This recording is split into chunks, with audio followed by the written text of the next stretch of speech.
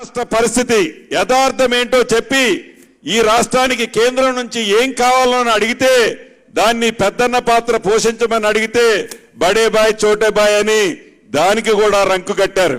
అంటే ఎంత దౌర్భాగ్యమైన ఆలోచన ఆనాడు ప్రతిపక్షానికి ఉండేది.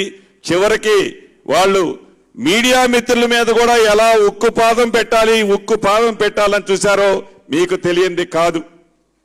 చివరగా నేను చెప్పదలుచుకుంది, గౌరవ ముఖ్యమంత్రి గారు ఇప్పుడు సుమారు 38 ఎకరాలు బేగ్ బషీర్ బాగ్ దగ్గర 38 ఎకరాలు 1105 నెంబర్లకి ఇవ్వటం జరిగింది.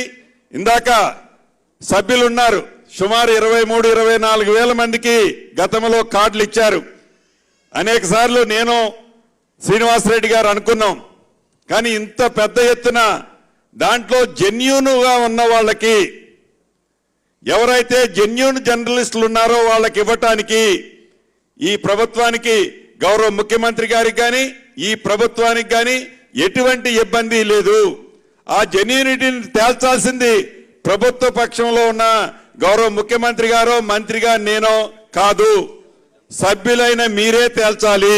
కాంగ్రెస్ ప్రభుత్వం వచ్చిన తర్వాత ఈనాడు గౌరవ ముఖ్యమంత్రి రేవంత్ రెడ్డి గారి నాయకత్వంలో ఇస్తున్నాం. భవిష్యత్తులో రాబోయే ఈ 4 సంవత్సరాల 3 నెలల్లో కూడా ఇంకా చాలా మందికి ఇవ్వాల్సిన వాళ్ళు ఉన్నారు, వేలాది మంది ఉంటారు. డెఫినెట్ గా ఇస్తాం.